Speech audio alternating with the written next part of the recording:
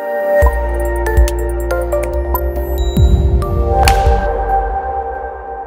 start with the birthday boy. Sachin, I talk about the Sharjah knock. So why don't you have the privilege of kicking this discussion off? What happened in Sharjah in 1998, part of your birthday, before I get Rohit, Ravi and Michael into the discussion? Talk about that particular birthday which I celebrated in the book. First of all, congratulations. I think this is a great book and we all are going to enjoy it. I've had chance to interact with you and got to know so many stories about Indian cricket and world cricket. There are plenty more in it, I believe. So I'm going to go through it. Talking about Sharjah trip 1998, indeed was a special one, a big one, because something which happened with me for the first time on the cricket field was when I was batting there, and suddenly I see this desert storm approaching us. It was like watching a Hollywood movie. And the first thought came to my mind was, Ki Gilchrist kidhar hai? Because I thought I was going to get blown away with that.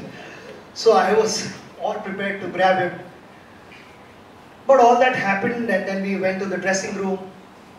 The target was reshuffled, and the fresh target was given to us. But something that was going on in my mind was we need to win against Australia, because if we qualify for the finals, having beaten them in the earlier game, we would get them to think. And by the time we reached back the hotel, we were staying in Dubai. So that drive post-match from Sharjah to Dubai, and you unwind and you go to sleep, it was almost 2:30 a.m. The next morning, I think if I'm not mistaken, I was meeting Ravi, Mark Mascarenas, my former manager, for lunch. I felt I hadn't recovered because those days, due to lack of knowledge and lack of awareness, post-match recovery sessions and all that were not given as much importance, to be honest. This has happened in the last 10-15 years, but I woke up in the morning feeling really stiff, and I went and I had lunch with them, and immediately after that, later on in the evening, there was another official dinner. So there was no time for recovery as such. By the time I realized, the next day we were going to the ground, and it happened to be my birthday, so all the celebrations on 23rd of April itself happened. Number of cakes were cut, and here I go, in the middle. Luckily we got to field, which I think was an advantage, but also at the same time, the heat in Sharjah is so much that you want to come back to the dressing room and you put your feet in the ice bucket. Then I went out to bat in the evening. I felt mentally I was not quite there.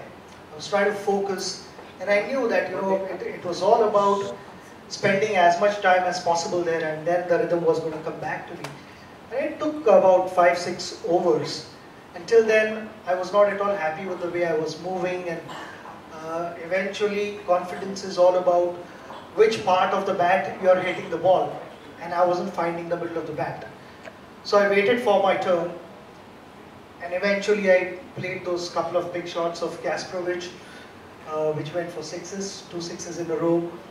And from there on, things started rolling the way I wanted, and we ended up winning that tournament.